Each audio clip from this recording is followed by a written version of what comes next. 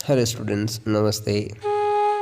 Channel पर आपका स्वागत है। ह्यूमैनिटीज़ एमएलएसी यूनिवर्सिटी के ह्यूमैनिटीज़ के स्टूडेंट्स जो बी फाइनल ईयर में हिस्ट्री सब्जेक्ट जिसका है, उसमें राव जोधा के बारे में हमें पढ़ना है। राव जोधा के बारे में, राव मालदेव के बारे में, जोधपुर के दो शासकों के बारे में पढ़ना है। तो जोधपुर राज्य की बात करें तो राव सिंहा जो है राठौड़ का संस्थापक माना जाता है। और राव सिंहा ने जो जोधपुर के आसपास का क्षेत्र, मंडोर का क्षेत्र जो वो जीता था। उसके बाद में जो है राव सिंहा के बाद में आशनाथ राठौड़ों का शासक बनता है। आशनाथ के बाद में धुहड़ राठौड़ों का शासक बनता है। धुहड़ दक्षिणी कर्नाटक के पास में एक देवी की मूर्ति लाता है जिसको चक्रेश्वरी देवी या नागणीची देवी के नाम से जानते हैं। धुहड़ ने नागणीची देवी की मूर्ति नगाड़ा वर्तमान बाड़मेर में स्थापित की और राठौड़ की कुल देवी के रूप में जानी जाती है। धुहड़ के बाद में वीरमदेव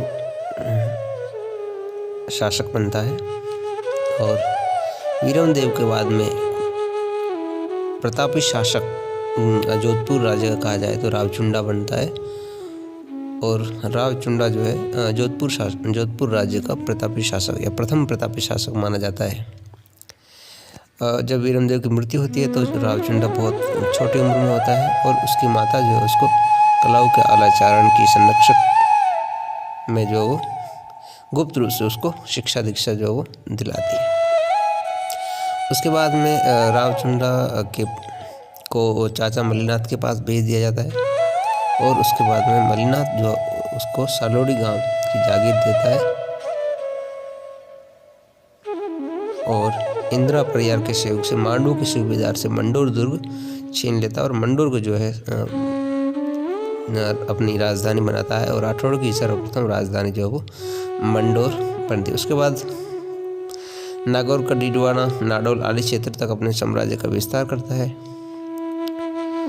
और कहते हैं मारवाड़ में सामंती प्रथा को स्टार्ट करने का जो पहला जो श्रेय दिया जाता है वो रावचुंडा को दिया जाता है। चलिए चुंडा से आगे बात करते हैं। राव रणमल और कान्हा दोनों ही चुंडा के पुत्र थे। अपनी प्रिय रानी महिलानी रानी किशोरी देवी या किशोर कुंवरी के कहने पर जो है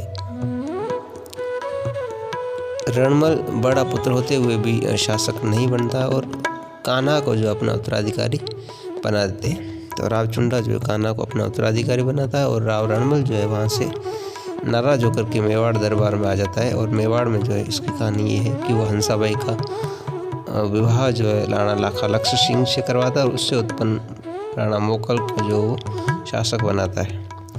तो ये मेवाड़ के अंदर रणमल की कहानी। लेकिन रणमल जो है मेवाड़ की सहानुभूति पाकर के फिर से आक्रमण करता है और मारवाड़ की गद्दी छीनता है। और रणमल की हत्या मेवाड़ में धोखे से हो जाती है महाराणा कुंभा के समय में।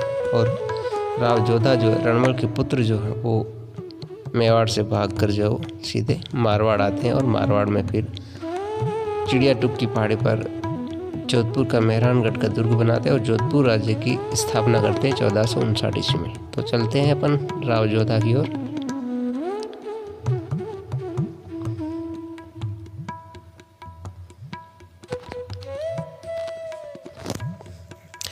राव जोधा का जन्म 28 मार्च 1416 ईस्वी को होता है और राव जोधा जो है अपने साम्राज्य को संभालने के लिए, अपने जोधपुर राज्य को बचाने के लिए दुश्मनों से लोहा लेते हैं।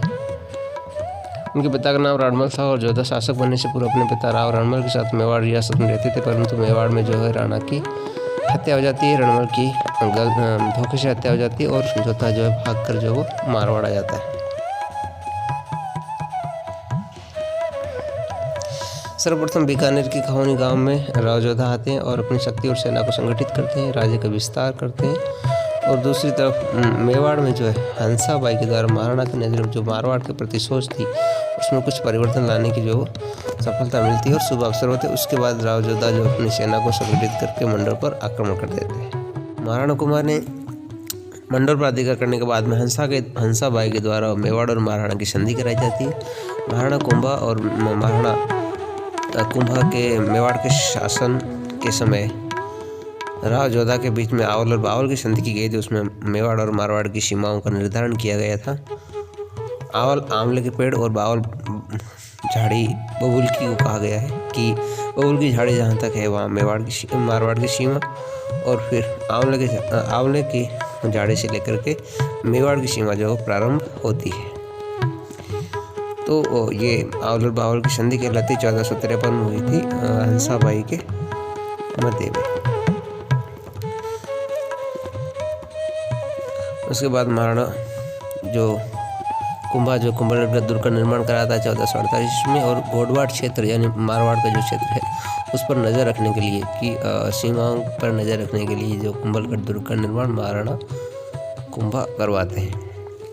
इधर मारवाड़ जो राव जोधा चिड़िया टूक की पहाड़ी पर 1459 ईस्वी में एक दुर्ग बना जिसका नाम मेहरानगढ़ दुर्ग रखते हैं, और ये चिड़िया टूक की पहाड़ी पर बनाया जाता है।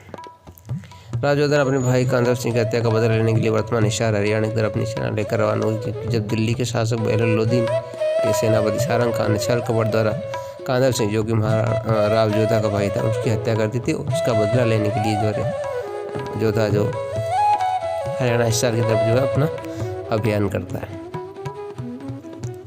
और इस युद्ध में जो राव जोधा विजयी होते हैं और